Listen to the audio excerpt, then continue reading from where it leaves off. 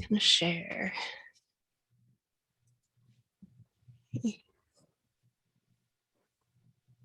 So I think there's a couple of you that weren't here Wednesday. I don't think Anna or Susan were here on Wednesday. Just to update you, we've been going through the book, The Evangelicals. We started in chapter 4. We're actually still in chapter 4.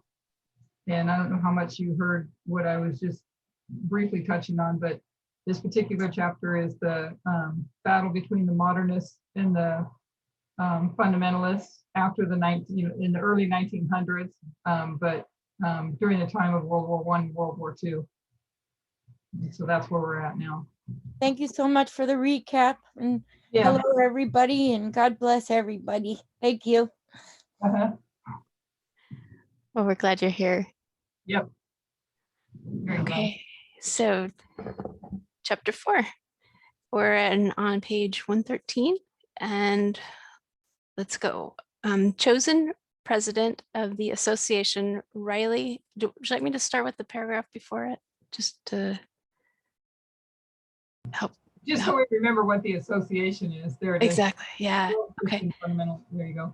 So the May 1919 conference, advertised as the first meeting of the World Christian Fundamentalist Association, attracted 6,000 people and extensive coverage in the regional newspapers.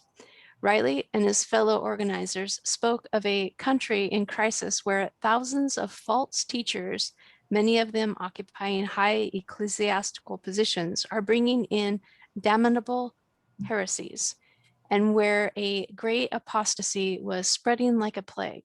Still, they held out hope for a national revival. The deans of all the major Bible schools spoke on points of doctrine, and a 9-point creed was adopted. Riley pronounced the event of more historic moment than the nailing up at Wittenberg of Martin Luther's 95 Theses. After the convocation, he took a group of singers and 14 speakers on a cross-country tour, holding 3 to 6 day conferences in the major cities along their path, the most extensive religious endeavor the country had seen for many years. The tour gave the nascent movement, I'm not sure what that means. Is it like new? Let's see. Susan is always so good with our words. Oh, you got that one on there. Yeah, I always forget about this. It's new for me. Beginning to exist or develop. Okay, that's what I thought. I got the natal kind of thing. So it's new. So the tour gave the nascent movement national publicity and encouraged pastors across the country to join the cause. So before you go on, just a quick comment. There's something, I didn't really think about this the other night, but what I just said, that this is like the early 1900s, right?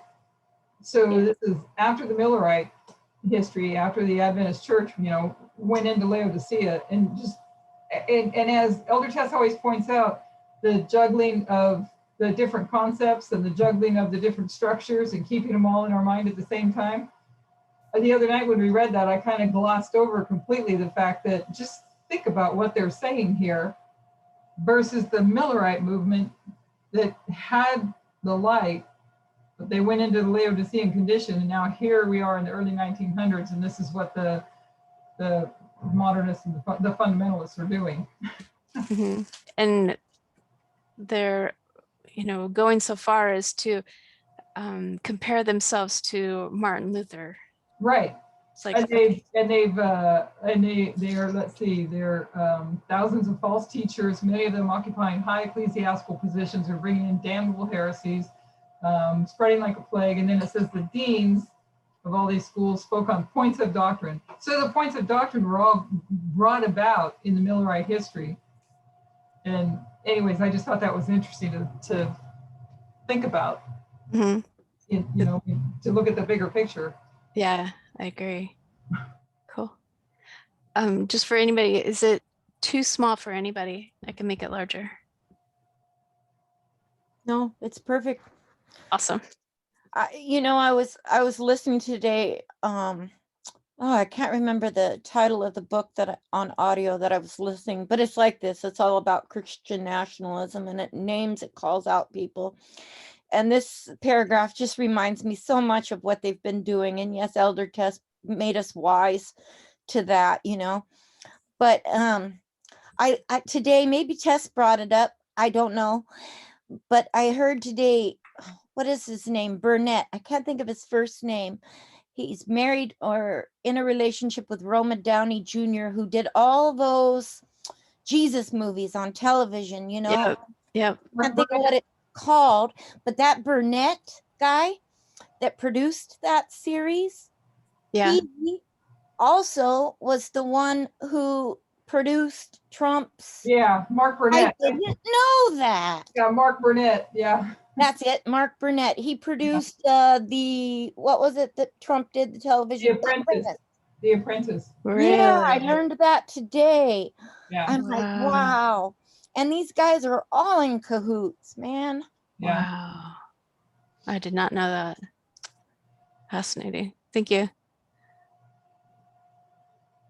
Chosen president of the association, Riley set up 5 standing committees headed by prestigious ministers and announced a series of ambitious goals, among them to the standardization and Accreditation. accreditation, thank you, Accreditation. accreditation of Bible schools, the creation of a fundamentalist seminary, and the establishment of a foundation to rival Rockefellers. The Committee on Conferences, headed by Riley himself, proved extremely successful. By 1921, Riley claimed that he and associates had held over 200 conferences in cities and towns across North America. The rest of its committees, however, did very little, and as an organization, the World Christian Fundamentalist Association never cohered. The problem, Riley's wife tactfully put it, was some personal incompatibilities and a constant tendency towards independent leadership. That's interesting. Fundamentalist ministers were, after all, men of strong egos.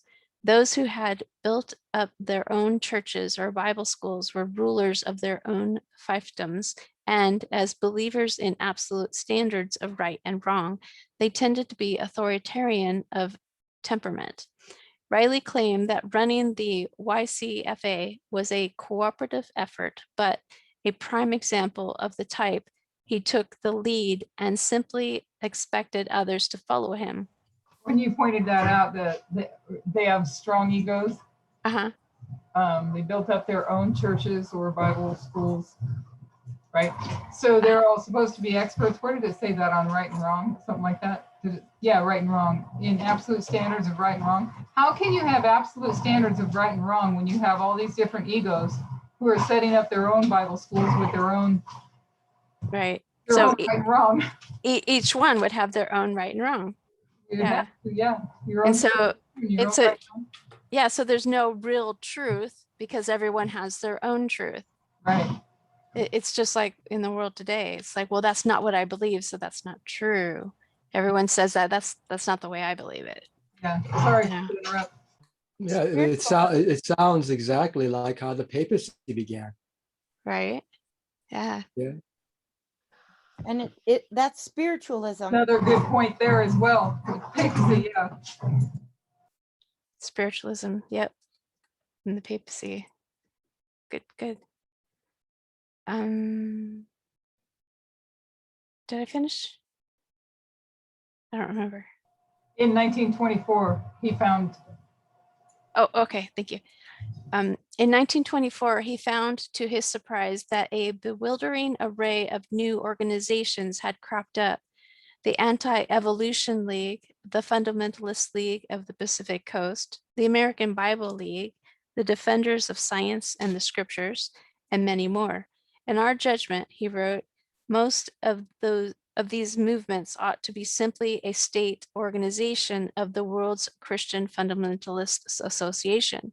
Predictably, however, his attempt to bring these groups under WCFA control met with obdurate resistance, and by 1926, it became clear that his effort to create an overarching interdenominational fundamentalist organization had failed. Where he succeeded, in spite of himself, was in spurring the formation of dozens of independent fundamentalist groups across the country. So it looks like, if I understood correctly, he wants the World Christian Fundamentals Association to be the head of all, and they all come into line with big, him. But instead, they all kind of had their own idea. yeah. So he wanted it to be the big umbrella and everybody fell under it. Yeah. And they did just the opposite. Cries within the denominations.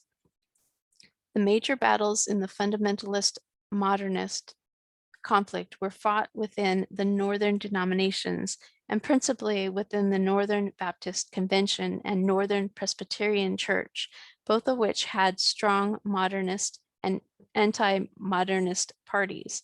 The southern denominations were almost unaffected because modernist thinking had never penetrated the deeply conservative evangelicalism of the South. The Congregationalist Church was untouched for the opposite reason. By 1920, it had become a thoroughly liberal church. Then, because fundamentalism was an outgrowth of Calvinism, denominations such as the Methodist and the Disciples of Christ had few fundamentalists in their strict sense of the term. Still, the success of the Baptist and Presbyterian militants in the early 1920s galvanized conservatives across the denominations, creating a strife that roiled most of the northern churches for years. Would anybody else like to read? I can read. Okay, thank you. Baptists. Okay, the fundamentalist struggle within the Northern Baptist Convention began during the annual meeting of 1919, a gathering otherwise not very different from those of years past. Formed in 1907, the Northern Baptist Convention was a loose association of churches and successors to another such a body.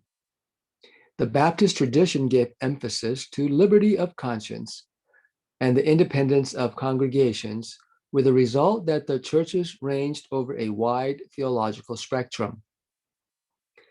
Sects had emerged from time to time, and even among the General Baptists who constituted the majority, there had been a continuing tension between the more and the less Calvinist churches.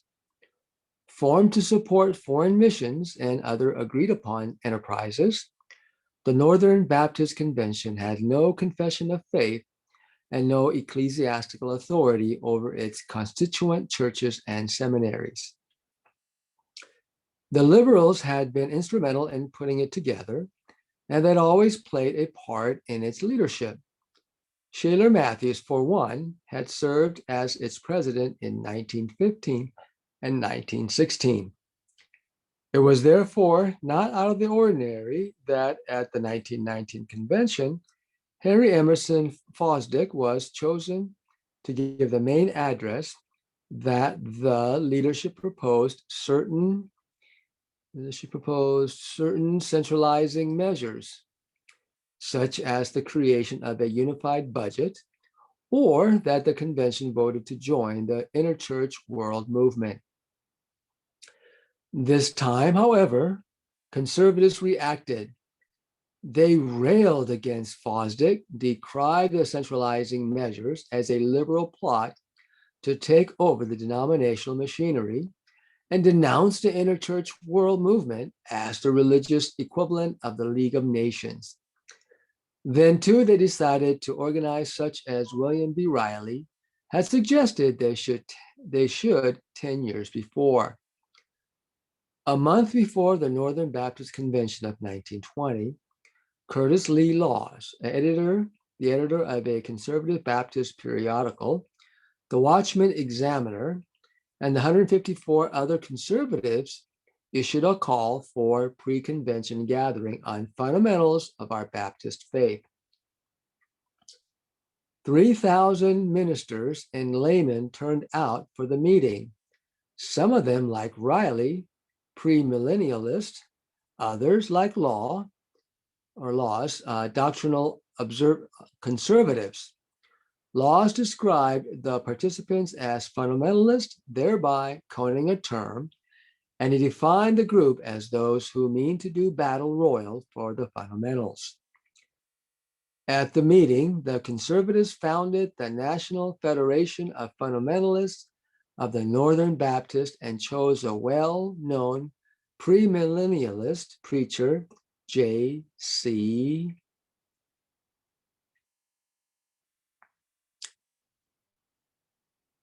Massey, as president.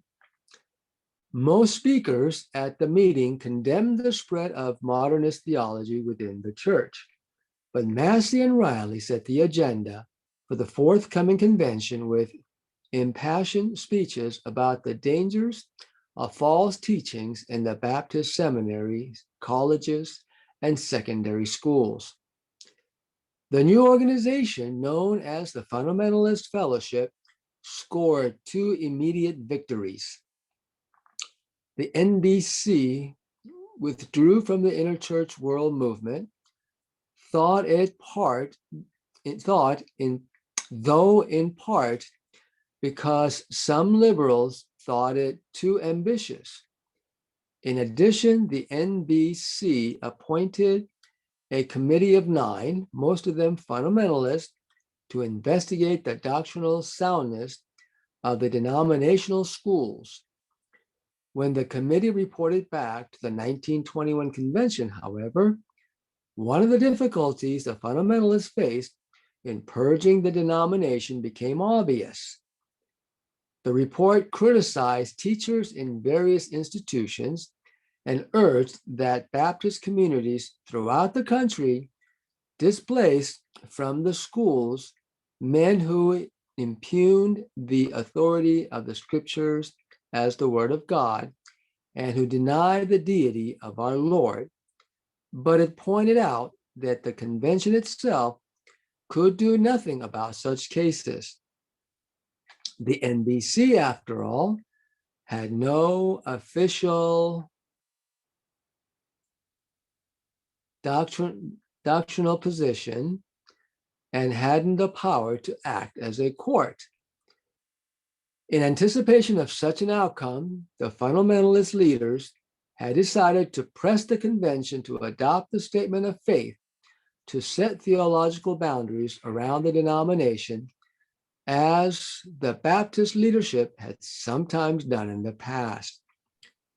Drawing upon several historic Baptist confessions, Laws, Massey, and others had written a brief 7-part statement of faith. The creed made no mention of biblical inerrancy or the premillennial advent, but at the pre-convention meeting of the fellowship, Riley and other militants endorsed the statement, thinking that such a minimalist creed might be adopted. At the last moment, however, Massey and other fellowship leaders decided to put off proposing it to the convention, apparently because they feared it would fail without more careful preparation. Riley was furious, and the more so the following year when the fellowship leaders decided on another postponement. In the midst of the 1922 convention, he forced the issue by introducing a resolution that the NBC adopt the New Hampshire Confession of 1833.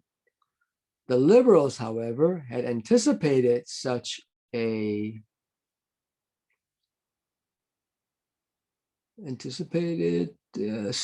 move, and Cornelius Wolfgen, a New York pastor, immediately offered a substitute, that the New Testament is the all-sufficient ground of our faith and practice, and we need no other statement. The tactic was ingenious. The resolution appealed to the Baptist tradition of liberty of conscience, and it presented those who supported a creed with the unpleasant prospect of voting against the New Testament. After a heated 3-hour debate on the convention floor, Wolfkin's motion passed by a vote of 1,264 to 637. The defeat split the Baptist fundamentalists irreparably. So if you take just the New Testament, like they're saying, and I'm trying to follow this along, this is only the fundamentalist side, correct? Talking about doing this? And they take just the New Testament? Because we know that the conservative fundamentalist evangelicals today definitely use the Old Testament to take some of the take what people believe in the Old Testament to be the mean God and the dictator God and the tyrant God. Do I have that right? Yes. Well, isn't Wolfkin was liberal, Yes. right? And Laws and Massey were conservatives. Okay. So it looks like the liberals won the battle. But it didn't, the way I was understanding it, see if I'm right, Brother Fell, wasn't Wolfgan's idea so brilliant that it actually also helped the conservatives? Didn't it help the conservatives in a sense because they wanted a motion passed anyway? What they're trying to do is set a precedent, if I'm understanding this correctly. That's what I got out of it too, that they were, Trying to set a precedent, because once they have that precedent in record, then they can continue to move forward, kind of sort of like the Blitz movement, right? Project Blitz, where they start subtle with things that don't seem to offend people too much. And then once they get that groundwork laid, then, they want to start putting the "In God We Trust," in schools and in police stations. And you know what I'm saying? They gradually encroach by setting that precedent in place. And what I was thinking, I don't know, maybe I'm just slow, but when I was hearing you read this, I realized, actually, it just clicked why they want to read the Word of God the way it reads, because the way they want to do this, they want to apply the law, right? And it's the same thing the Jews did to Jesus, right? Because they know they couldn't get him until they had something against him that they could put into the law, to have the law also, because they knew they didn't have the power to do it on their own. Just like this said, these people didn't have the power to do it on their own, so they needed the precedent in order to lay a foundation that could marry the law with what they're trying to do. And so what came into my mind is the way they read literally, this way they can say anybody like us, or like how they did with Jesus, because he could interpret the reading deeper than how they were able to understand it by just reading it literally, that they could pin it against him. Everything he said they could pin against him, the same they'll do for us. But I know what I'm trying to say, but I don't know, did it come out clear enough for anyone else to understand what I meant? I think so. I think you're comparing it to, you're obviously comparing it, what they did then to Jesus, to what it would mean for us in our day. Yes, and how they're setting this precedent by putting that New Testament down as, how did they word it? Where it passed the floor, the vote that they needed. But you guys said Wolfkin is the liberal, right? Yes. He's a liberal fundamentalist. It's the Baptist Northern Baptist. fundamentalists, right? Or are they all Baptist fundamentalists? I And know you had the Northern Baptist Convention and then the Southern Baptist Convention, but I don't know. I mean, obviously it must be already split there because it's referring to it as the Northern Baptist, which was 1906 or 7, I think it said. yeah, the South are the conservatives, right? That never had any of this new modern thinking interjected into their, And so this is the North. I think, Phil, can you Yeah, it help? was the NBC, Northern That's the Baptist Convention. Yeah. Northern Baptist Convention. Yeah. And so the next sentence is the defeat split the Baptist fundamentalists irreparably. So even though the liberals won this battle, it's like it did irreparable damage. Okay.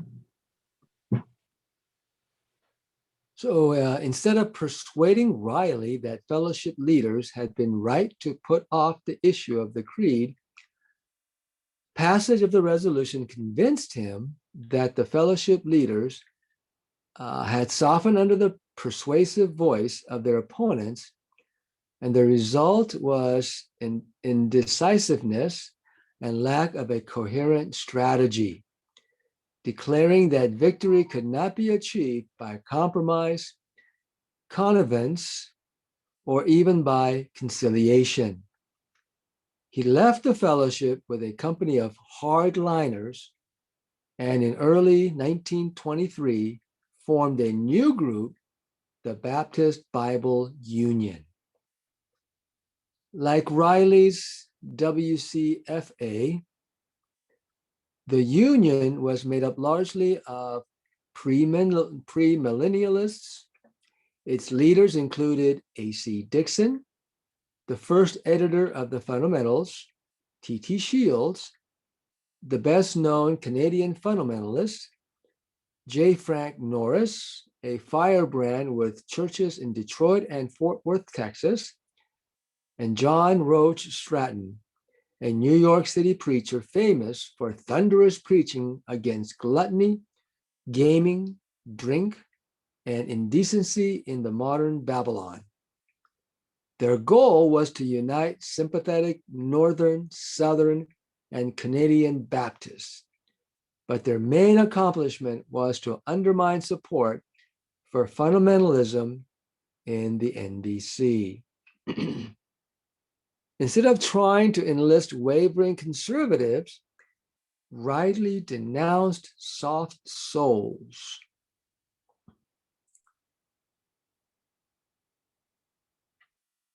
Who would repudiate the deity of Christ for the sake of peace.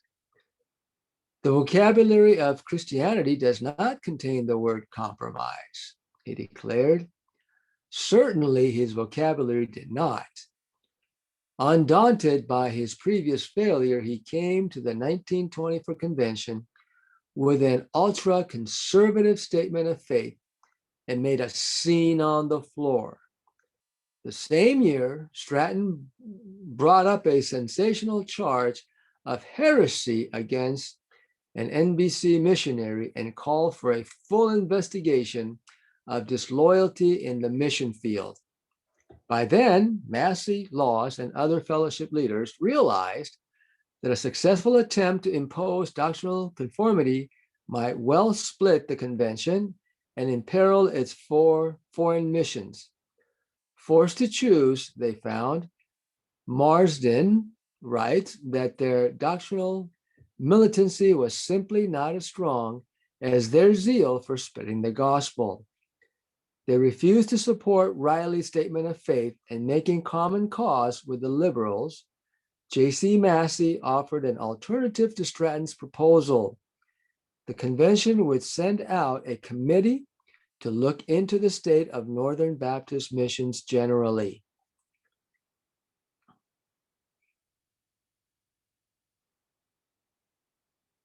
The following year, the committee reported back that most of the NBC's missionaries were loyal to the faith, and that spreading rumors to the contrary did severe harm to the denomination's efforts. When the BBU pressed for a doctrinal test of orthodoxy for missionaries, Massey supported an inclusive policy that recognized liberal and conservative point of view. At the 1926 convention, the militant forces were greatly reduced in number.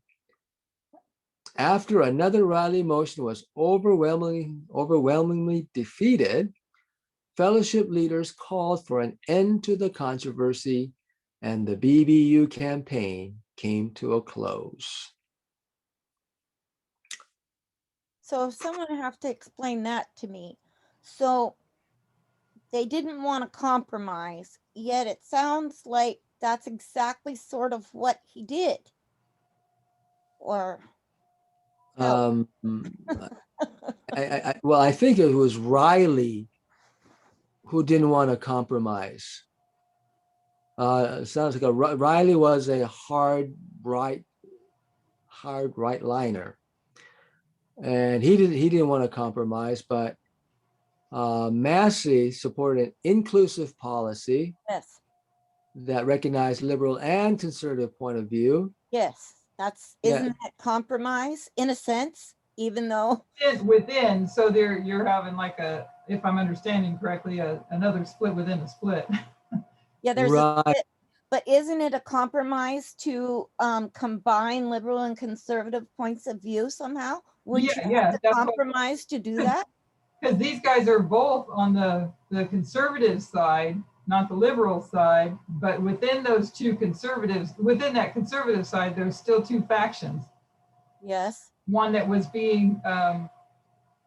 inclusive of liberal and conservative, and the other one that was hard line. So, it's really interesting you asked that question, because it makes me think about what we saw in the Republican Party with ousting Liz Cheney in trying to get rid of anybody that's not a Trump loyalist. That their group gets smaller, because if you read if what we're reading here, in what we're reading here, then your group is going to get smaller. And looking at I don't know if it's the right comparison, but when you look at what happened with the Republican Party and Cheney, and then replacing her with the Trump supporter, you wind up dividing the Republican Party, and then you're kind of lose some of your strength. So they divide. I think, aren't they going to grow their strength once they become united? Yeah, I think so. So I don't know if that's in what we're knowing about this particular chapter or this history, is that this is where it seems like the fundamentalists, had lost, and they took a defeat. So this chapter is showing that, but then later on in comes Billy Graham and then brings it back. So you can't really gain good strength and power when you're going to be divided even within. So I guess so you have to solidify. Huh? So they have to solidify, get out the ones who aren't going to go along with it. I was just going to say, because where did we see that in 2014, right? Was it 2014 where the first thing they had to do was when the Republican side took over the House, right? And the Senate, the House and the Senate, that they had to first purge out all those that were not going to be loyalists. Remember that? You're reminding me, yes. They had to purge out all those loyalists, and that prepared the way for Donald Trump. So in a sense, it's kind of like a loss, but they're purging out those ones that are going to be sympathetic to the liberals. It's kind of what God does when he sifts through, you know what I mean? I was thinking, like even the story of Gideon, right? Yeah.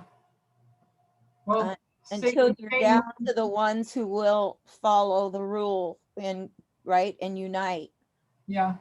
Satan learned from what went on in heaven and what goes on. So he knows how to do it.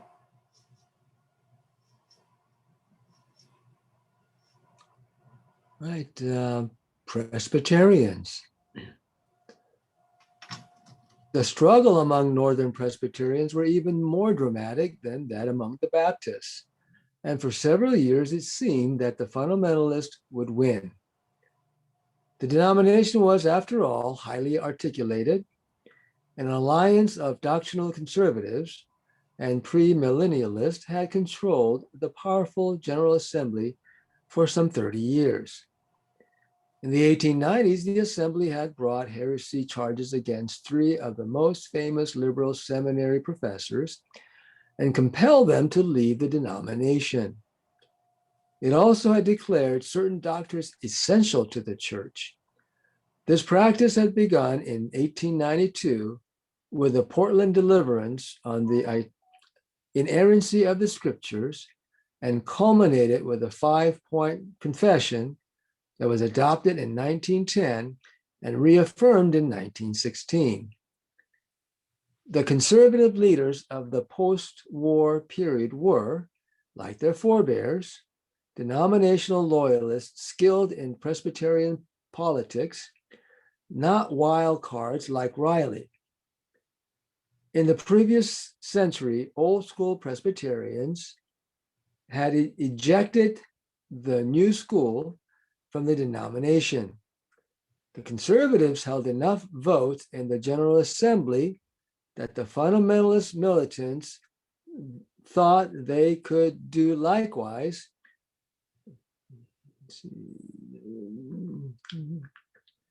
Okay, I'm lost.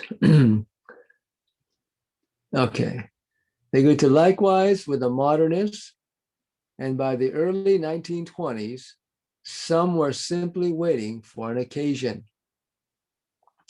In May 1922, Harry Emerson Fosdick gave them all the provocation they needed with a sermon titled, "Shall the Fundamentalist Win?"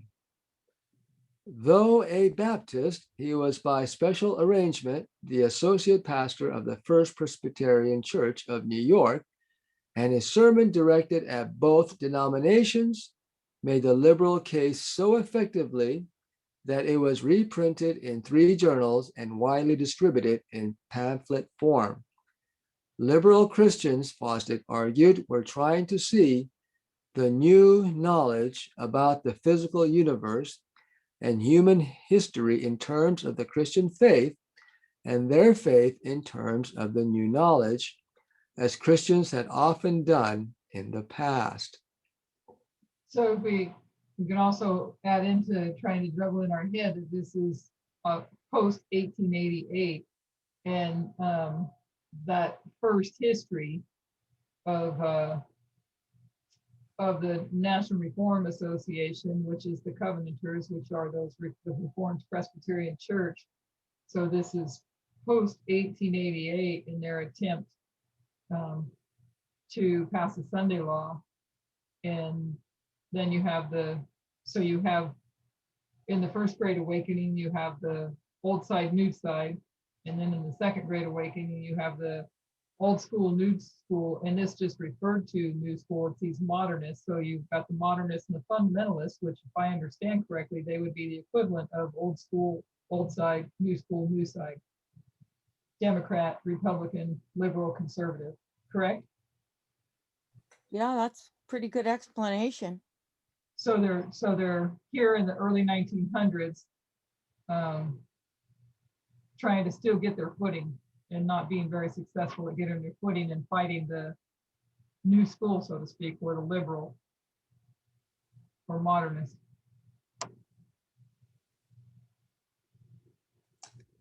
Fundamentalists, however, were trying to shut the doors of Christian fellowship to them by driving stakes of doctrine around the church. Fundamentalists, he observed, insist we must believe in certain special miracles, such as the virgin birth of Jesus. They insisted we believe that the Bible was dictated by God, that the blood of Christ shed in substitutionary atonement placates an alienated deity. They insist we believe in the second coming of our Lord in clouds of heaven to set up a millennium. Fundamentalists, he said, have a right to their views, but not to their intolerance. Can we, he asked, imagine Jesus claiming as his own those who hold one view of, say, biblical inspiration, and throwing into outer darkness those who hold another? What is needed, he said, is first, an intellectually hospitable, tolerant, liberty-loving church, fit for a generation brought up on scientific inquiry, and second, a sense of penitent shame that Christians are bickering over minor matters of doctrine when they should be attending to a world that was staggering under the colossal problems and crying out for justice, mercy, and faith.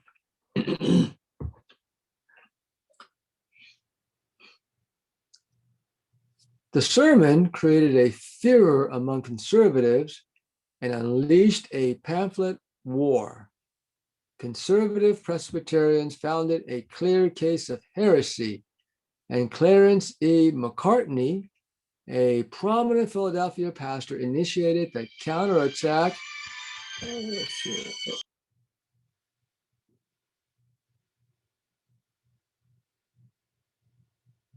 Did we lose it? Oh yeah, no, excuse me. I had to mute that. I've been getting calls from NRA. Okay. McCartney, shall unbelief. Okay, here we go. Counterattack with a sermon, shall unbelief win? Liberal preaching, he charged, was slowly secularizing the church. And if evangelicals continue to allow the minority of modernists and rationalists to spread their message, the result would be a Christianity of opinions and principles and good purposes, but a Christianity without worship, without God, and without Jesus Christ. So liberal ideas, liberal preaching is going to secularize the church, and that's their fear. That's the same fear, and that's where you head into. Because the other thing that we have to juggle in our head is communism had come in as well. I'm trying to think of, maybe somebody remembers the dates on that, but it was like back during the what happened to the screen? Yeah, the screen went black. There we go. To the with the rising up of what was going on in the Bolsheviks and World War I. Yeah, so we're in that time period. I had to think that through. So we're in that time period of the Russian Revolution and all that's going on with that, because they're going to pave the way, because I think that's where Billy Graham, when he comes in, pave the way to then point to Russia as this the result of this liberal preaching, if I understand correctly. You guys can correct me if I'm wrong, but I think that's where it's headed. But the liberal preaching is going to secularize the church. And you can see that today in the way that they talk, the far right and the far left, the far right, because I was asking this question like last week or so, I can't remember, but because the far right accuses the liberals or the Democrats of being, I don't know if they outright, maybe some do actually outright say atheists, but godless. The godless Democrats. I don't know if they say it that way, but I can't put my finger on the exact thing that they say, but that's what I've picked up that they mean, is that the Democrats are godless. And it would take you back to those two histories, the Civil War and the Civil Rights, which we're not at yet, the Civil Rights Movement, but where one side believes that the Civil War was a result of having God out of government, and you have to have God in the government, where another side believed that the Civil War was a result of punishment or judgment because of slavery. And then you go into the Civil Rights Movement later after this history, and you have the same thing. So they're always accusing them of being godless and secularizing the world, so then people aren't going to have the Bible doctrines that they preach that aren't there, and they're not, they claim they're not in error in their Bible doctrines. Did that make sense? Yeah, you reminded me of something Elder Terry was saying too about how, like the French Revolution, how we even kind of had that wrong because God wants us to reason. And how the French Revolution, they had the goddess of reason, Right. right? But God really wants people to be thinking people. And these liberals sound like they're trying to take into consideration science. And you know what I'm saying in this that we're reading right here? The liberals are, of course, yes, the fundamentalists are accusing them of secularizing the church, but they're trying to be thinking people, and they're trying to move into the modern era and move along. And those would be the ones that we could probably reach, those that are still open to, to truth as it gets bigger as we go along and God shows us more. But the other ones want to hold back. But Yeah, and we've still seen the same thing with the whole Republican far right side, is with the Republican side anyways, where you had those people that actually left supporting Trump, yes, but they don't go so far as into the liberals. Maybe some do or did, but they have to, just like when they had the old school new school and the Millerites raised up, those in the new school had to make that transition to the Millerites. yes. So they And have the other, like us today, they have to come out of that conservative side, which I think that time has already passed for them. Agricultural model wise, they're already past that step to come out of there, that they stayed in there. But now it's a matter of the Democrat side or the liberal side have to be prepared to come out of that and join this movement. yes. And the other point you brought up about communism, Uh-huh. because that kind of brought a lot of these people to, they had a common enemy they had to go after. Right? Yeah. I mean, there comes a point where they're going to kind of have to work together against the common enemy. Yeah, and I was listening to the one that she does on Billy Graham, the presentation. I have that one all transcribed, and then I'm listening to the one after that. Heads up, Christine, I'm going to do that one after. So, but what's I going to say? She refers back, I think it's in the Billy Graham one, she refers us back to the Portugal studies, the ones on the King of the North, the Manor of the King of the North, 3 of them, and then Ruth Bader Ginsburg, and then the Supreme Court, which I watched all those, but I started going back through. I got as far as, I only got partway through the Manor, there's 3 of them, the Manor of the King of the South. So, and she's pointing out, because Ellen White, we all know the quote that Ellen White says that she refers to the French Revolution as Sodom and Egypt as atheism, and comparing that back to Pharaoh. And then she's pointing out, was Pharaoh atheistic? Were they atheistic in and she starts showing the King of the South, the King of the South, how the King of the South, they do have church, and how you go to paganism, and paganism always has, skip the King of the South part, leave that part out while I still work on trying to get that one sorted out in my own mind. But the King of the North anyways, the King of the North is a copy of the true, but it's paganism, where they have a sanctuary and they do sacrifices and all that. So the Pharaoh believed he was a god. So atheism is that you don't believe that there's any god, but Pharaoh believed he was a god, and the Egyptians believed he was a god.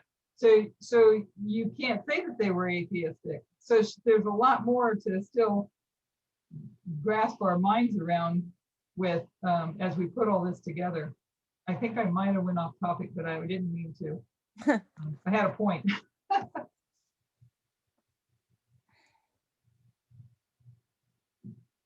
Did you understand that, Susan? Yeah, I'm marinating in everything that you said. I'm not sure I get everything, but I'm sure I will as we go on. I think you. Yeah, I think I went there because you talked about the French Revolution. We have to reason together, and then you can go look at Elder Parmenter's presentations that he did on the French Revolution, and that was the time where Yes. there was no persecution against homosexuals. And Yeah, they had a lot of things right. yeah, so yeah, they had a lot of things right. So that's kind of why I went there. Sorry about that. I lost my point. I lost my thread. No, that's okay. It's good to talk these things through. Yeah. So they weren't necessarily atheistic. Now Pharaoh was, though, because if you believe you're a god or you're a deity, which Pharaoh did, then you're not believing that there's a supreme deity god. It's not about, well, the way she lays it out, if I understood correctly, it's not about whether or not it's the supreme deity or God. They do have a religion, and their religion is that the Pharaoh is God, Okay, I see that point. that it is a religion, right? Yes, it is. Yeah. So it's just not believing in the true God. So it's the same, along the same lines of being a copy of, that whole same thread of always there being a copy of the truth. Okay, sorry, Phil. No, great discussion. Okay, so I'm going to finish this paragraph, and if somebody else can read, please.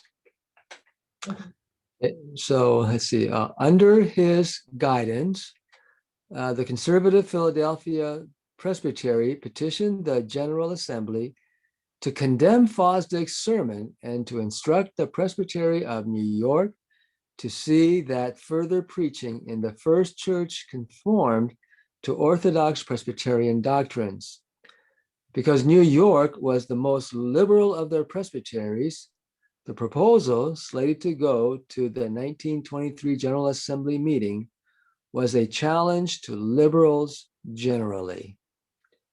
Would somebody else like to pick up and read, please? I will, unless somebody else wants to.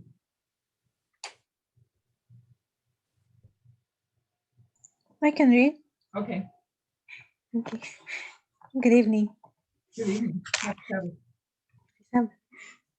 The fundamentalist case was greatly strengthened when J. Gresham Machen turned his full attention to the controversy with the publication of Christianity and Liberalism in 1923.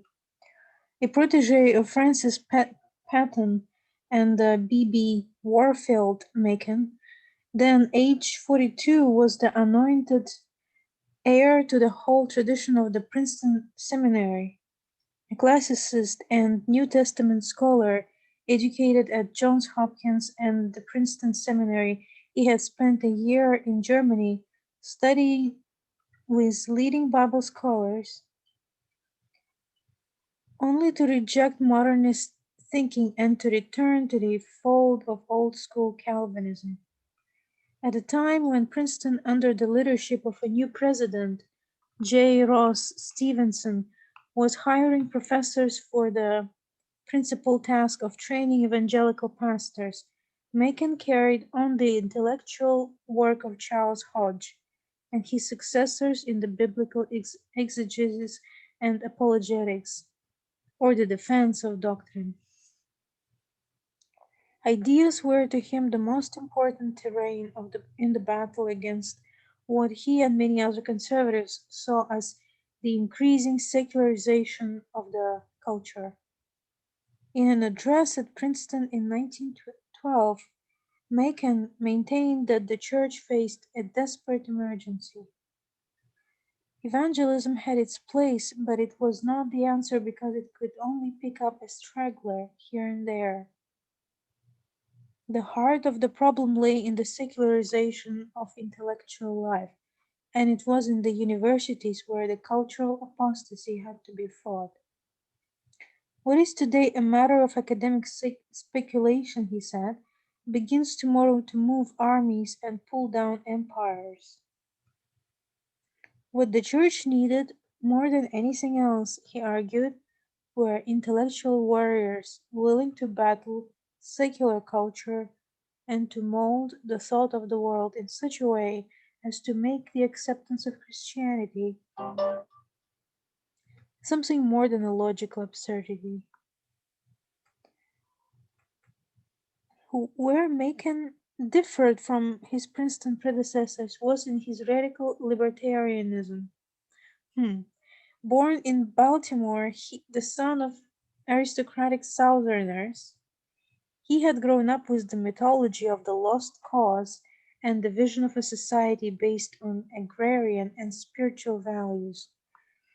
Living in the industrializing North, he perceived the whole development of modern society as tending toward centralization, standardization, and the destruction of individual liberty.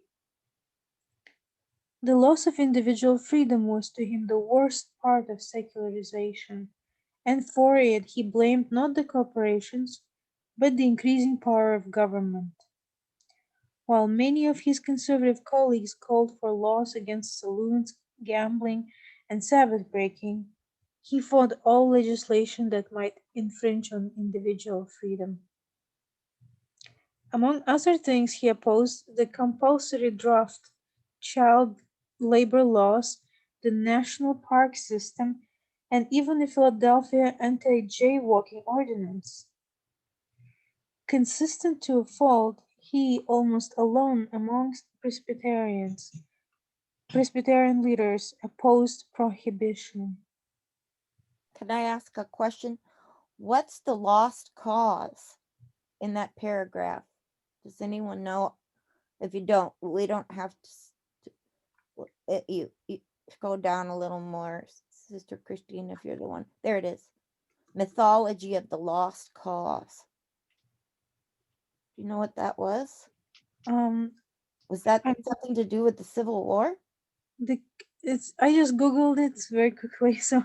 So this one, Encyclopedia Virginia, says advocates of the lost cause further argued that Confederates were not defeated on the battlefield. Rather, they were overwhelmed by massive Union resources and manpower. So they were blaming Unions, right? Under this presumption, the South was destined to lose from the beginning. Hence is the lost cause. Robert E. Lee said as much in General Orders. Okay. So mythology, meaning sort of like I was reading an article in the Atlantic about the lies that the Confederates still choose to believe. And that because they have their view of, what happened, whether it's true or not, they like their view. Mm-hmm. And so is that what this is? It's a mythology of a wrong, because a mythology means something that's like a study of something that's myth, a lie, right? Yeah, No facts. it seems to me that it's like a movement, because this one says the Atlantic. Members of the Lost Cause movement had lobbied to have newly built military bases named after Confederate generals. Okay, so they are Lost Cause of the Confederacy. Okay, I guess that's the full name is the Lost Cause of the Confederacy, or simply the Lost Cause is American pseudo-historical negationist ideology that advocates the belief that the cause of the Confederate States during the American Civil War was heroic, just, and not centered on slavery. Yes, this ideology, this is very interesting. It's a lie. They're believing Yes. a lie, right? Yeah. Yes. And they're perpetuating the lie. Yes, when people say that the Civil War wasn't about slavery, that it was about some, First Amendment, or about religious freedom, or about smaller government, all this all these things that are sound more just, and not to say something that don't sound as bad as slavery. So it's kind of like whitewashing the history and saying that wasn't about slavery. Yes. So I think, Yeah. were you on the Wikipedia site, the same one I was on? Yeah, I think so. Well, Okay. it's in Wikipedia. Is it Wikipedia? Mhm.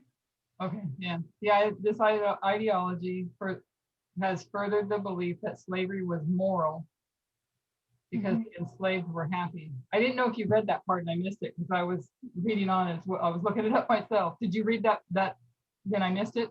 No, I didn't read that, but this is very more to the point, actually. Says, yeah, this ideology has furthered the belief that slavery was moral because the enslaved were happy, even grateful, and it also brought economic prosperity. The notion was used to perpetuate racism and racist power structures during the Jim Crow era in the American South. And it says it emphasizes the supposed chivalric virtues of the antebellum South. It thus views the war as a struggle primarily waged to save the Southern way of life and to protect states' rights, especially the right to secede from the Union. It casts that attempt as faced with overwhelming Northern aggression. At the same time, it minimizes or completely denies the central role of slavery and white supremacy in the buildup to an outbreak of the war. Yeah. Good question. Because we, dug in and found more. Thank you for all the research. No problem. It's Sister Elaine pulled it up. Okay. Oh, so did you. I was reading it as you were reading yours, so I didn't know if we were reading the same thing. Yeah, I think it was further. Yeah. Okay. So I think we have, it's a little bit above. Is it? No? Oh, okay. In the introduction to Christianity and liberalism, Macon decries the tendency of the modern world toward a drab utilitarianism in which all higher aspirations are to be lost. He then proposed that liberalism is in its attempts to reconcile Christianity with modern science has become a religion so entirely different from Christianity as to belong in a distinct category. In his first chapter, he addressed that what had been the main point of contention since the days of Horace Bushnell. Liberals, he charged, deny the very basis of Christian religion. They maintain that Christianity is an evolving tradition based in human experience and that doctrines are merely the expressions of that changing experience. But this is absurd. Christianity is based on the actual facts of history as recounted in the New Testament, and doctrines are the setting force of those facts. Without those two elements, joined in absolutely indissoluble union, there was no Christianity but merely some indefinite type of religious aspiration, such as existed before Christianity appeared. Doctrines, he wrote, lie at the heart of New Testament, and an attack on Calvin, Turretin, or the Westminster Divines is ultimately an attack not on the 17th century, but on the Bible and against Jesus himself.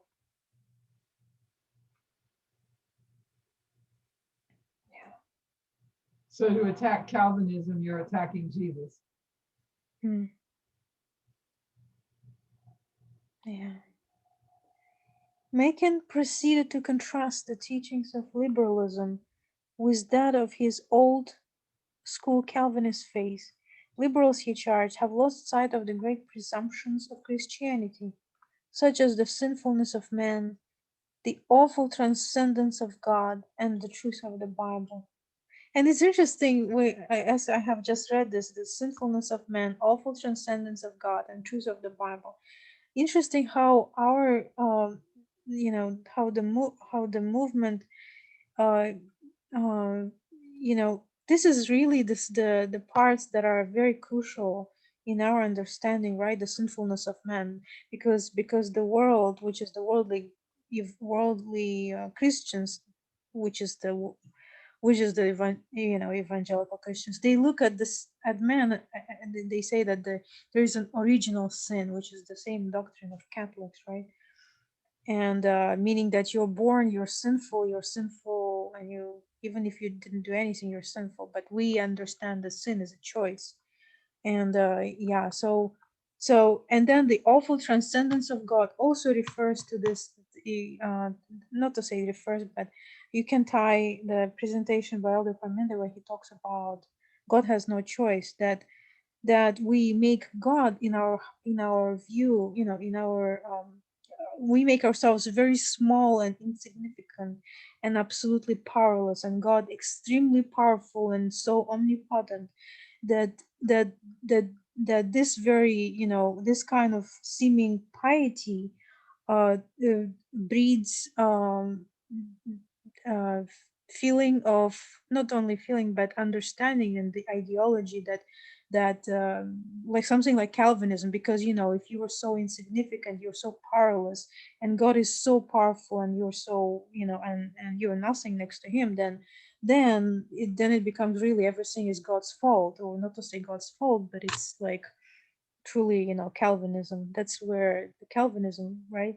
So this whole thing is a part of um the sinfulness of man and awful transcendence of God and truth of the Bible. The Yeah. Bible, thus says the Lord. And what he's saying is that the liberals lost sight of all these things. Hmm. But they make God sound like an ogre. Like you can see that the way they believe, um, like, even insurances, right? If you have a catastrophic destruction happen, it's considered an act of God. You know what I mean? Hmm. Like when certain things are destroyed, like even like 9/11 or whatever, they said that was, God's punishing. Or when AIDS began to kill people off, I remember that, I think it was Jerry Falwell was saying, Yeah. yeah, it was, how they're being punished for their behavior, right? Homosexuals are being punished for Hmm. their behavior. So they have this idea that you can placate God, that you can do something to be holy enough to placate and appease an offended God. And that's not how God, and the way they word here, that liberal Christians, um, where is it? They've lost sight of the great presumptions of Christianity, right? Such as how sinful man is. Well, that's true, but the way they write it is the awful transcendence of God. Kind of like, God is just waiting Yeah. to punish, right? And Hmm. they make him out to be such an ogre. When plus they have the wrong idea of the sinfulness of man as well, Yes. because they're racist and sexist and homophobic, in that's the whole issue of from Eden to Eden. And so they're completely on the wrong side of the sinfulness of man and understanding Yeah. the sinfulness of man. Yes. Yes. Yeah. All tied to understanding, some of the basic things, which is the nature of man. That's where our movement comes. So when they speak of God, they do not mean the same thing as Christians do. The root of liberalism, he maintains. So this is when they speak, which is the liberals. The root of liberalism, he maintained, lies in naturalism or denial of God's direct intervention in the origins of Christianity. And its logic must eventually drive out the supernatural from Christian belief. Liberalism was therefore no mere heresy, no mere divergence at isolated points from Christian teaching, but in spite of its use of traditional terminology, not Christianity at all. Macon's conclusions followed inexorably. Liberalism was not Christianity, and therefore liberal ministers, if they were to pursue the path of honesty, should separate themselves from those confessional churches whose confessions they do not, in the plain historical sense, accept. A separation between the two parties in the church, he declared, is the crying need of the hour.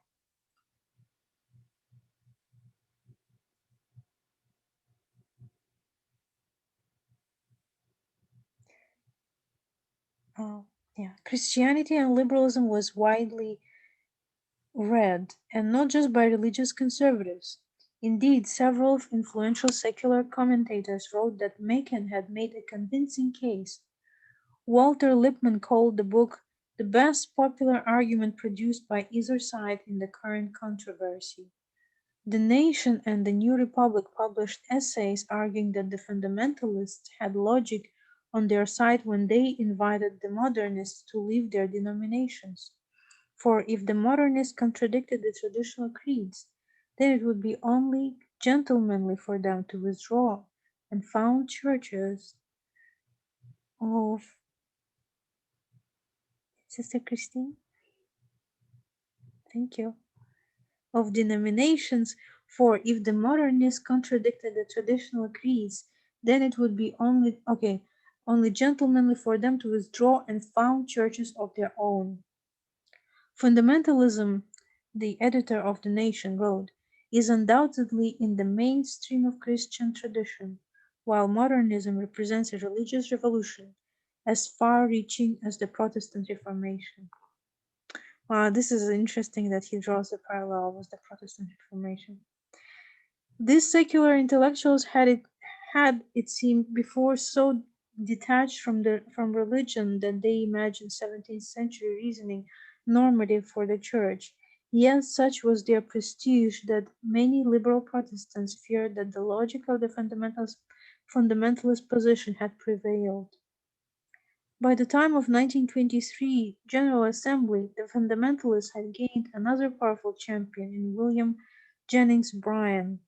After 3 presidential campaigns and 2 years as Secretary of State, Bryan, then aged 63, had a national following among Democrats. He was also the most popular speaker at Chautauqua meetings and on many evangelical Bible circuits, where he had lectured tirelessly for 2 decades. A Presbyterian elder long involved with denominational affairs, he was, as the liberal journal The Christian Century put it, the most widely influential layman in the church. For the past few years, Bryan had made common cause with the fundamentalists, but in many respects he was not one of them. His Christianity was a throwback to the antebellum evangelicalism of Charles Finney, where revivalism combined with dedication to social reform and where adherence to basic Calvinist doctrines went together with belief in progress toward the establishment of the kingdom of God.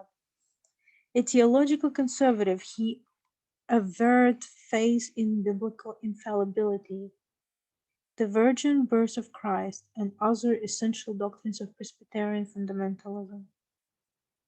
Still, he hadn't much interest in the fine points of theology. When asked if he could explain everything in the Bible, his answer was always, if we will try to live up to that which we can understand, we will be kept so busy doing good that we will not have time to worry about the things we do not understand. He once admitted he had never had time to study the differences among Baptists, Methodists, and Presbyterians. Bryan had, after all, a wide evangelical audience, and his emphasis was always on the ethical aspects of Christianity. Religion, he said, is the foundation of morality in the individual and in the group of individuals. Bryan assumed the truth of Christianity, but his defense of it was essentially pragmatic. Rather than arguing for its factuality as Macon did, he argued the good it did for humankind. There has not been a great reform in 1,000 years that was not built about Christ's teachings, he proclaimed, and there will not be in all the ages to come. At a time when religious conservatives and reformers were pulling apart, Bryan refused to leave either camp. Within his denomination, he had long advocated political and social activism, or what he called applied Christianity. His post-war agenda for the Presbyterians was much the same as what he urged upon the Democrats: taxation, trust regulation, the improvement of labor conditions, peace and disarmament, prohibition, and women's suffrage.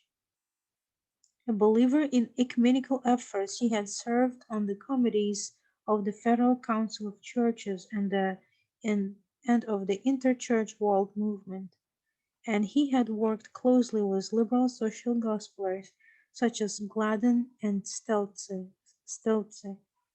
Yet, in the post-war years, he became caught up in the sense of crisis that prevailed in fundamentalist circles about the growing secularization of the culture. While Macon identified the enemy as liberal theology, Bryan saw the principal threat to Christianity as teachings of Darwinism in the colleges and schools. Question. Back, if you could back up for and stop right there. So well, don't go further back, but further back he talked about something about infallibility, which reminded me of papal doctrine, because they believe they're infallible. But then this part here, his post-war agenda for the Presbyterians was much the same as what he urged upon the Democrats. So was he a Democrat working to try and get the Democrats to go along with his form of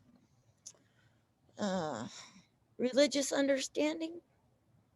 It's in a few previous paragraphs, it was said in the beginning when he was introduced, it was said about him that he was popular among the Democrats. I guess since he was popular, maybe he was, it says that he urged, meaning that he had influence among the Democrats. And here's another question to add to that, because at this period in time, the Democrats were still those in the South and the conservatives, right? Yeah, that's right. That's Thank true. They were for taxation and the Yeah. improvement of labor conditions. That's right. Thanks for reminding me, because I was thinking a different route. So you corrected my route. Thank you. Oh, okay. I didn't mean to do that, but Oh, you corrected me. I'm glad. because I kind of got that there was something she read that kind of made it sound like this guy was also kind of both ways as well, and I don't know what it was, so I don't know if somebody else caught that, and I might have just misunderstood. Yeah, he refused to leave either camp. When religious conservatism reformers were pulling apart, he refused to leave either camp.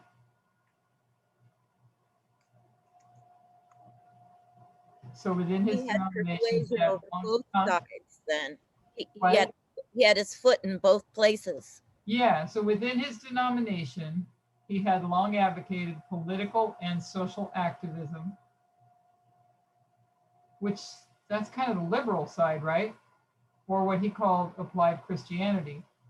His Yeah. post-war agenda for Presbyterians was much the same what he urged upon Democrats. And Democrats were conservatives at that time, if I remember correctly. It wasn't until Maybe, the civil rights movement that they kind of transitioned, as far as I can remember. it's interesting that the switch that happened during the not civil war, but during the civil rights era,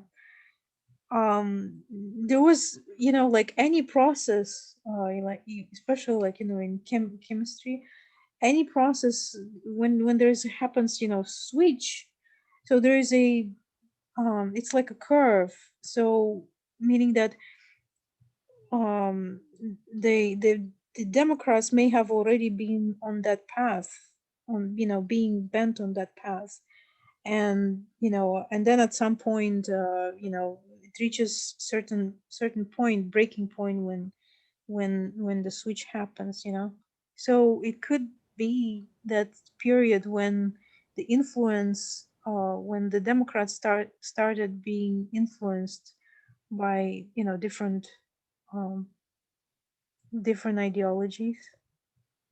That's excellent what you just, that could be this could be the turning point place, huh? If you read that, I What think you we're already read this, but let's read the rest of this paragraph again real quick. Mhm. A believer in ecumenical, this is one of the names I know that Elder Tess brought up too. William Jennings Bryan, right? I think that's what his name is. A believer in ecumenical efforts. He had served on committees of the Federal Council of Churches and on the Interchurch World Movement. And he worked closely with liberal social gospelers, because that's what the old school, new school was about. You had the social gospelers, and then you had your conservatives. The social gospelers were the ones that were more like what your Democrats today are, wanting to help people as opposed to not help them and want them to pull themselves up on the bootstraps. So when he walked closely with liberal social gospelers such as Gladden and Sills, yet in the post-war years, so there's comparison, right? Yet, so he's working with the social gospelers, yet in the post-war years, he became caught up in the sense of crisis that prevailed in fundamentalist circles about the growing secularization of the church, because that's what we were reading, that they were saying these liberal preachings are secularizing the church and then the culture here. So while Macon identified the enemy as liberal theology, that's what the fundamentalists are saying, the enemy is liberal theology. Bryan saw the principal threat to Christianity as the teaching of Darwinism in the colleges and schools. Because liberalism brought in Darwinism. So he's saying that the threat is Darwinism, not liberal theology. Yeah. Yeah, It- so he's making more, making a distinction.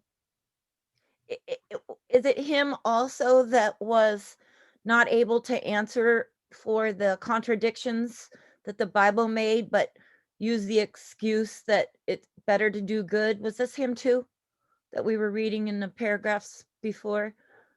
Yeah, I think so.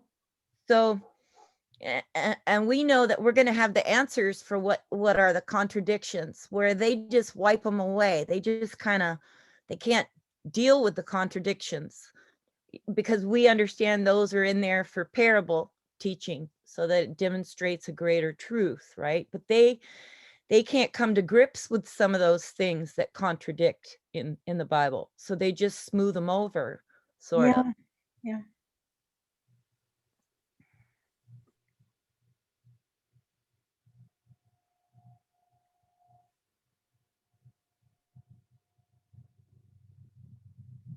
Christine, do you want to pull it forward?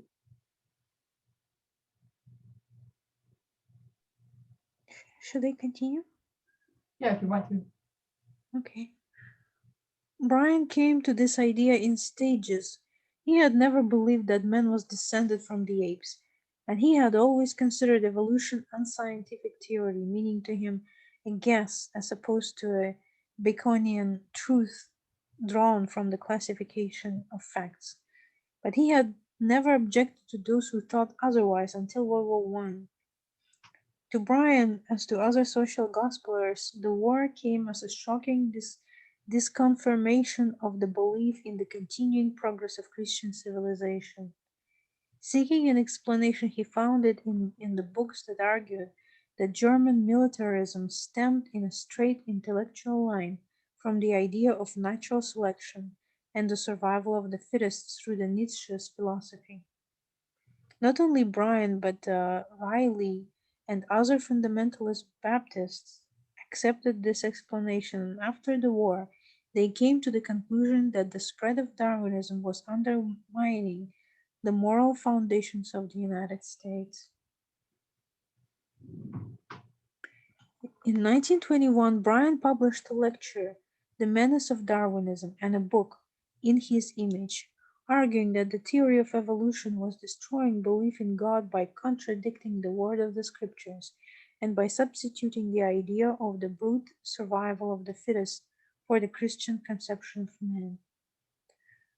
His real enemy was social Darwinism, but as he saw it, natural selection inspired hatred and struggle at every level, eliminated sympathy and the spirit of brotherhood, and halted the impetus to moral and social reform.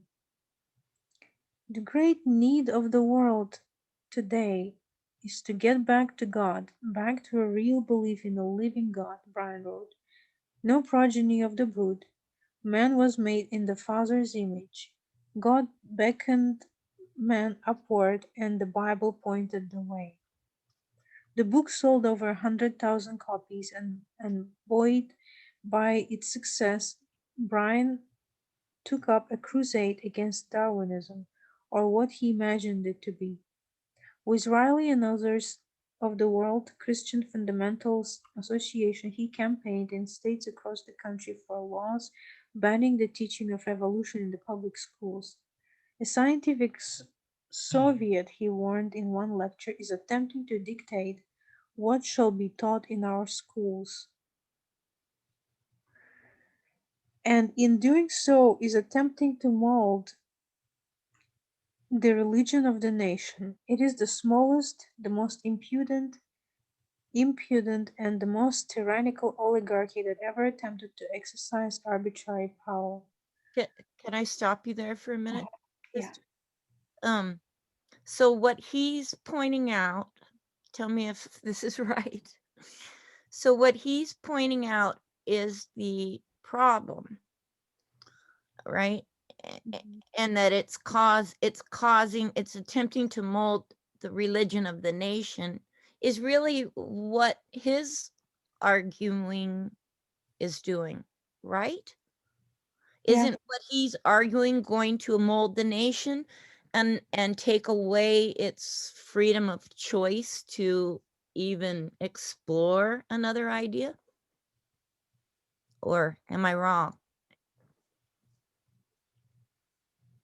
I don't think you're not right. You're not right. So Huh? I'm not sure. I don't think you're not right. So the very thing he's trying to avoid, even though it sounds like in some places he's sort of on the right path, he's still wrong. I mean, because some of the things he says, you can say, yeah, but what he's trying to do is still enforce religious, yeah. right? I see what you're saying. Yes. Now I got, yeah. Yeah. Seems to me so. Maybe Okay. Elaine has. What do you think, Sister Elaine? I was looking something else up, sorry. Okay. Sorry. But it's fine. It's just, yeah, that's what I think it is. I mean, fighting for eventually that's what that's where it's going to bring it, right? I mean, Yeah. the path it's leading that way.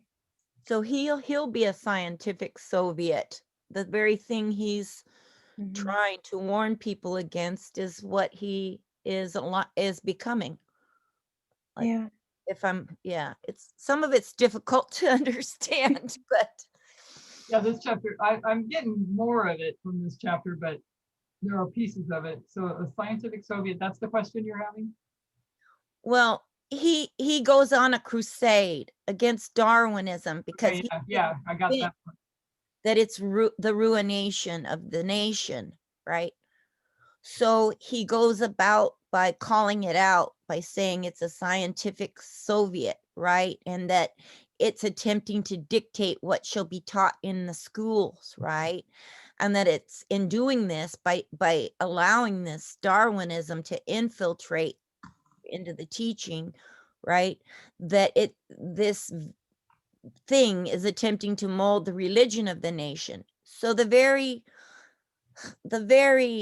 ideology that he is fighting against to ban from people to be able to read because it's destroying the nation is the very thing he's will cause to happen. Do you know what I mean? Saying by not allowing people the freedom to read different points of view, and by eliminating it, So it's like a church and state. I mean, religious introduce. Yeah. by censoring it completely, then therefore he then is pushing his religious idea on the nation. Right? Is that right? Or is that how you see it? I think I see what you're saying, that again, restricting their liberty, Yes. which is what, Yeah. so while he has, I think we read it that somebody said it different than I think it said it, but he has his foot in both sides. It's the post-war stuff and the Darwinism that, not the liberal theology, but this Darwinism that he saw as what was the problem, and he's going against that from what you're saying. So it seems to me that if you look at it from pulling back the telescope on it, it's like it's forming his place. Does that make sense? Yes, and it's like what you said about communism, where they eventually see if he's got his foot in both sides, then he has an audience's ear in both places. He's able to persuade somehow. And by focusing on having a crusade against an enemy that they can all call a common enemy, the way communism made people join together to go against that common enemy. It's kind of the similar thing he's doing. So it makes them forget about all the other issues, and you gather up, because we've seen that today. It makes people forget about all their differences and come together on that one thing. But when that one thing is conquered, you still don't have unity because they all go back to what they all believe. True. Is that what you were I was trying to catch up with what you were. Yeah, I was just trying to understand, because it seemed that the very thing he was doing was going to form the church and state, basically. What the very thing he's trying to do is eliminate something. It seems like he has the wrong idea or not the wrong idea, but when it comes to him being a fundamentalist, because he seems to be a fundamentalist with his foot in both sides, but yet this is kind of drawing him more to his fundamentalist side. Yeah, that's a good point. That's a good way of saying. That's what I was trying to say by pulling out the telescope. So if you look at it not just as him as an individual, but you look at all these things that are transpiring, is that this back then was a parable to them, those that were watching. You know what I'm saying? To draw people to one side or the other. So he's a fundamentalist, but he's not opposed to the liberal theology, and doesn't believe the liberal theology is causing a problem, but what he believes is causing the problem is this Darwinism stuff. So it goes against the Darwinism, which is still his fundamentalist side. Yep. Is that right? Yep. So it's his fundamentalist side. So in a sense, it's like people that are on the fence are being scooped up to one side or the other as a result. And I think that's what you're saying. Yes, and he's accusing Darwinism of molding the religion of the nation, but he's doing that by he's molding the religion. So his fundamentalist side is being revealed. Yeah. Okay, yeah.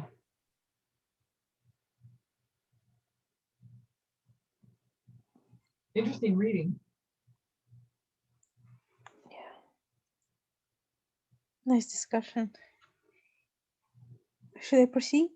Yeah. Okay. It is along with the Brian's populism came a distrust of experts and bureaucrats, and the view that democracy meant popular sovereignty and the absolute right of the majority to rule.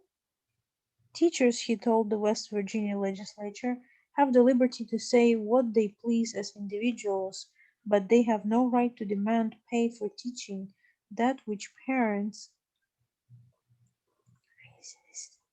Sister Christine, if you could, yeah, thank you. Which parents and the taxpayers do not want taught. The hand that writes the paycheck runs the school. In February 1922, Bryan debated Fosdick on evolution in the pages of the New York Times and proffered a new proposal.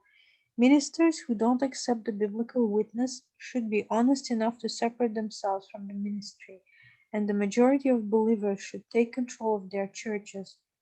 There is not room in one church, he held, for those who believe in evolution and those who do not. The following year, he took the fight to his own denomination. For the newspapers, the headline event of the 1923, the Presbyterian General Assembly, was the last-minute decision of Bryan to run for moderator of the assembly.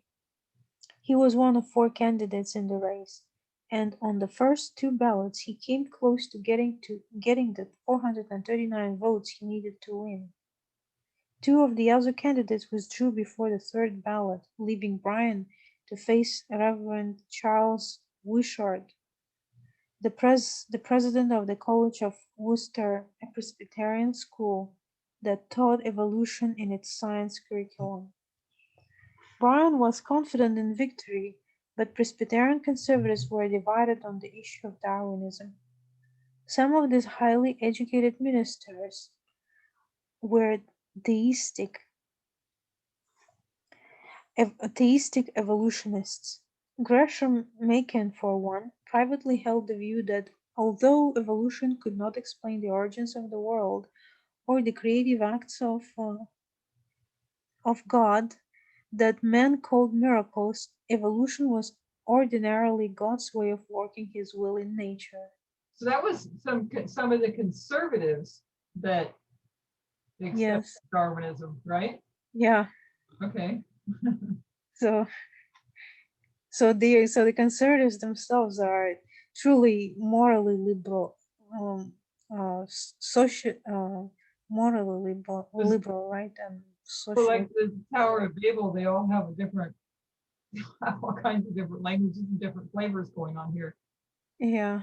Like they're not real, maybe that's why they weren't successful either. Well, they weren't successful, we weren't successful. But they weren't successful because they were still kind of all over the place and didn't have it together. Mm-hmm. Is that, I mean, I think that's what I'm seeing here. Yeah.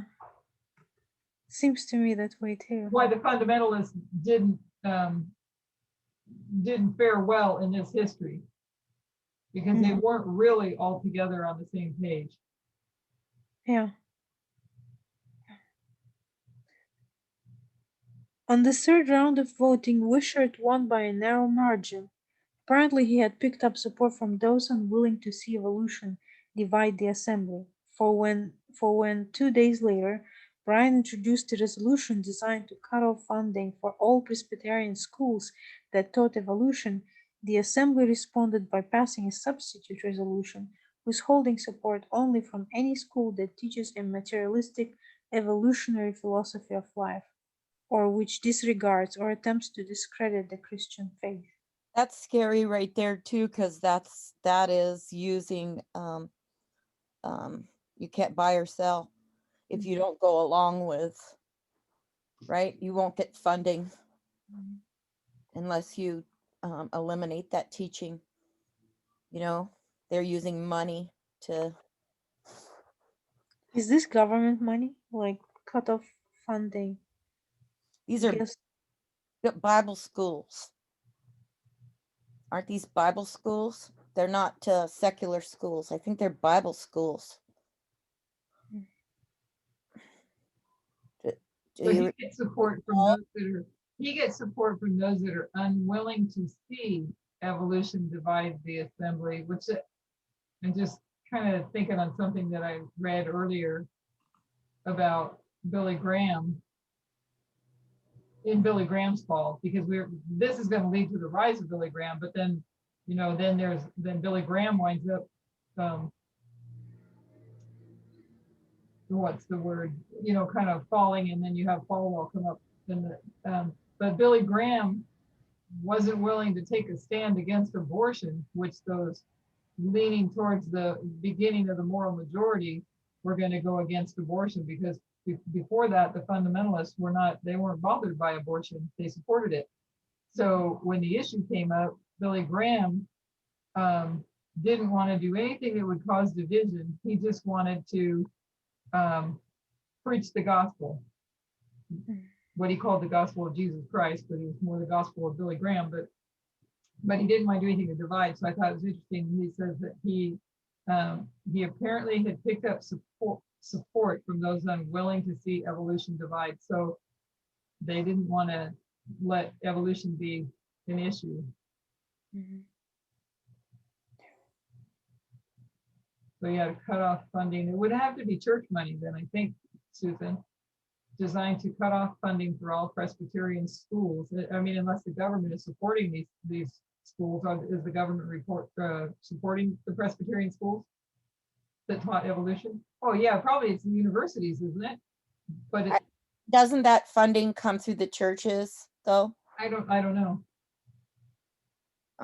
Yeah, I think they were starting with the church schools because it sort of talked about the Bible schools and how they would get certain Bible teachers who were skilled at understanding the fundamental doctrine. Those would be replaced. Those should resign who were liberal. But because they're talking about the universities as well, because the universities were the place where they called it the breeding ground for, I don't know if it was breeding ground, is that how they refer to it, of secularism, because they brought these ideas into the colleges, into the universities.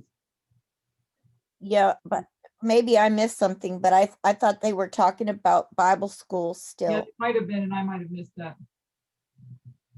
Because I think both have been mentioned, and I don't know when pertains to this context, which it was. So they're trying to purge and come to unity on, right? And purge out, get rid of, like you were saying earlier, what wouldn't unify. Can't be strong until you get out all the soft ones that won't stand for what they call truth. Yeah. Interesting, because neither can the 144,000 stand until all the ones that aren't that are walking on the fence and still at this stage still walking on the fence. Interesting. Yep. Okay. But Brian was not finished. The main business of the meeting was McCartney's complaint about Fosdick's sermons in the First Church of New York, and Brian weighed in on the fundamentalist side. First, he helped persuade the assembly to reaffirm the 5 fundamentals of the faith adopted in 1910. And then, in the midst of a heated debate, he joined the faction that supported a resolution condemning Fosdick's sermon and directing the New York Presbytery to require that preaching of the First Church conform to Presbyterian doctrines. The proposal passed by a substantial margin, and in a letter to his daughter, Brian counted it as a great victory for Orthodox Christianity. Other churches will follow. It means a new awakening for the church. And isn't Orthodox Christianity Roman Catholicism? Isn't any orthodoxy, if you look it up, like Russian Orthodox or? But I think in this sense, it means just a straightforward Christianity. I mean, I don't think that in this very sentence he's meaning a specific the Orthodox as an Orthodox Eastern or Greek Orthodox Church, meaning that not the church but it is Orthodox Christianity. Like Orthodox is a word for straightforward, something that is like a well is accepted and established. So it's like straightforward Christianity. But it's strict, kind of, right? Yes, more like well, also can be understood as a conservative. Yeah. Not in the sense of liberal or conservative, but it's in a sense of like old style, not to say old style, but yeah. It's got that Roman quality to it, though, when the infallibility, how they believe that what they say is law once they, you know what I'm saying, what they choose to have as their fundamental doctrines. There's no wiggle room in there for anybody. You either go along with it or else. Mhm. Right? Yeah. It's a forceful kind of religion when it gets going.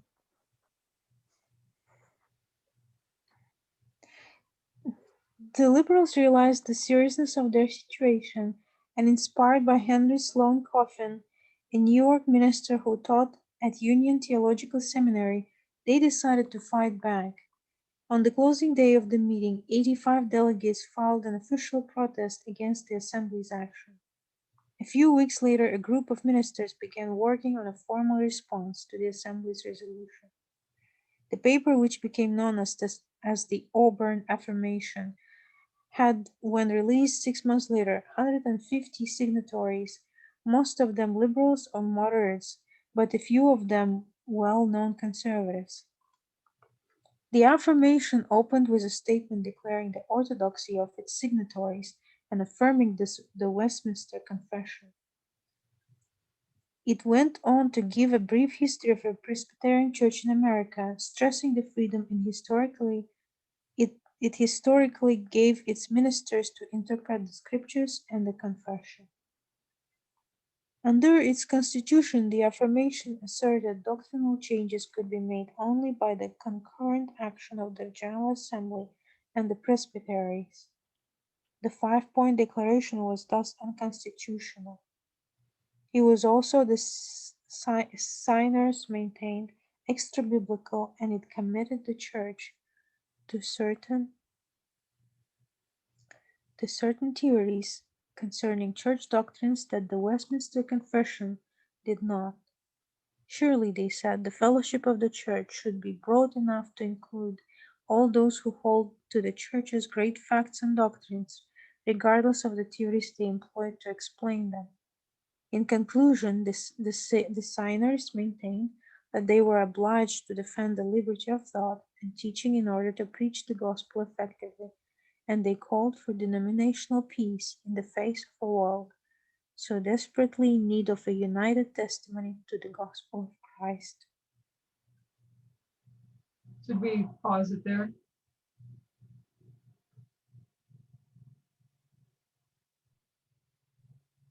Yeah, seems like a good time.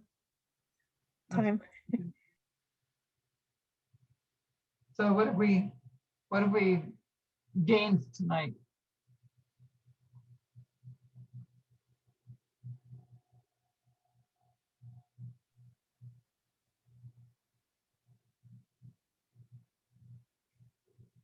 Anybody? I think it's really very informative as it fills up the blanks that I personally had regarding the Protestant the evangelical Protestantism in that era, because all this is actually leading towards a bigger conclusion eventually, right? So it's going to, all this is molding and shaping and preparing for the future, for the further development of um, of evangelicalism. And yeah, I had such a big blank there, so thank you. Mhm. So it's good as we continue through this, we'll gain more and more on the issues of the three histories of Protestantism. This is a history that's sort of in between. It's sandwiched between the first history and the second history, and it's the history of World War I and World War II. We looked at how this is obviously post the Millerites, and after the church went into Laodicea, and these are those corruptions that have entered into the churches since 1844. We saw them talking about doctrine as if they have the right doctrine, and here they had all that right doctrine coming to them and it was rejected, and this is where they go on after, you know, the messages of 1844 are all rejected, and they go on in their own, still in their split ways, because they were split before 1798. They were split in the First Great Awakening, they were split in the Second Great Awakening, and they're still split, and that's what we're tracing is the two sides of them here.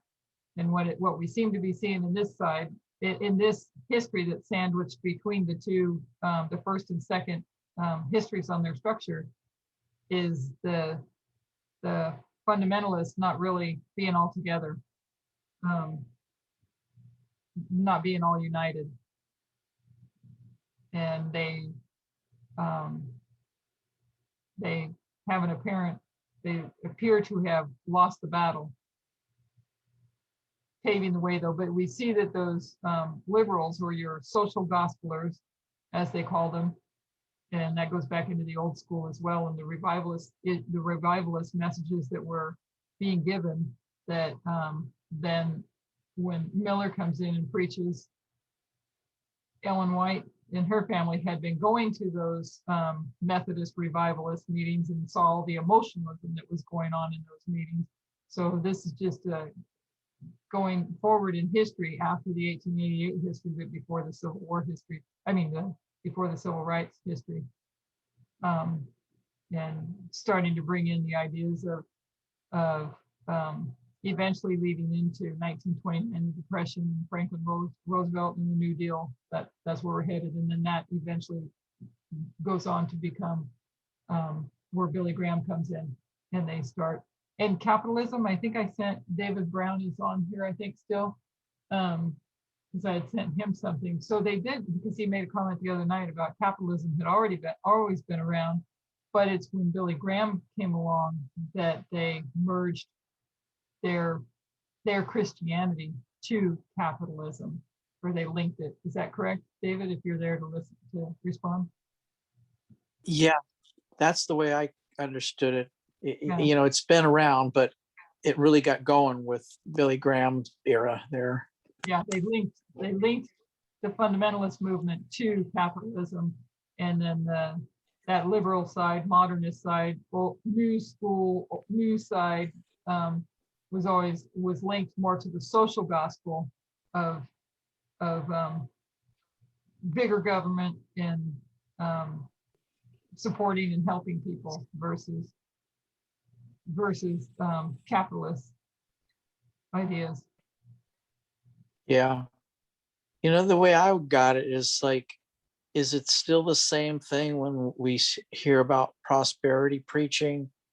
Because that's what they really believe, that they were, you know, it proved that they were on the right side because God was, you know, helping them get rich. Helping people like Joel Osteen have really expensive cars and many others in their big mansions, while their church members paid for it all. Yeah. It's amazing that people actually think that that's okay. And especially, I mean, Jesus didn't have anywhere to lay his head. How do you support that?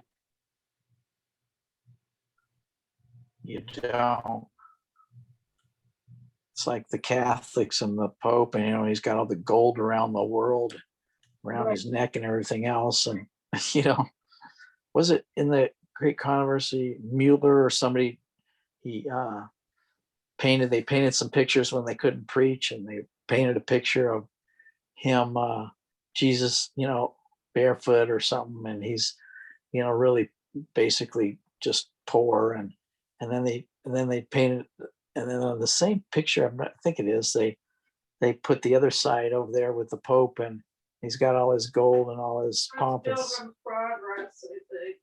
No, I think it's in the Great Controversy, because it's a real thing that they painted those pictures, and they couldn't get any, you know, they kicked him out of preaching, but when they painted those pictures, the people got it, you know, that this is really, you know, showing the contrast between the two. Yeah. Do anybody remember that in the Great Controversy? Maybe I'm dreaming. No, there's a picture like that, but it's not very common. Well, in my mind it is. What'd she say? It's like maybe a newspaper kind of satire, cartoon, something like that. I didn't hear what she said. She said it was, what did you say? It was a cartoon or something? Yeah, it was and how I remember seeing the picture, it was more like a cartoon. No, I never saw the picture. It was just told.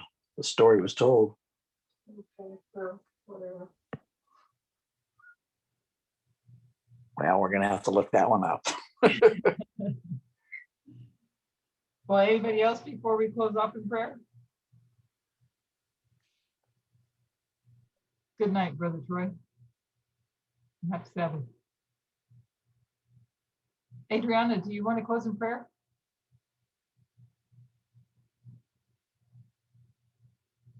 Maybe she's not there. Maybe Susan, if you're still listening. Yes, I'm listening. Would you like to close in I prayer? enjoyed the discussion and all the different help that you gave, and thank you, Sister Elaine, for recapping everything. It's helping put it together better in my mind too. So thank you, everyone. So we'll close in prayer. Dear Heavenly Father, we thank you so much, Lord, for your Holy Spirit, for the comforting grace that you give each one of us, Lord, and for the peace that we're embarking on as we go into the Sabbath, Lord. The Sabbath is such a blessing when everything around us goes so crazy and so fast. We come to the Sabbath and we can take time to truly rest and meditate upon these teachings and this light you're opening up to us, Lord. And we're so grateful for bringing us all together like this and for teaching us like you are, Lord. Thank you for your great patience to us. And Lord, as we lay ourselves down this evening, please give everyone good night's rest and grant them the comfort of your grace. And thank you, Lord. Thank you so much, Lord. And yes, we pray in Jesus' name. Amen. Amen. Thank you, everybody.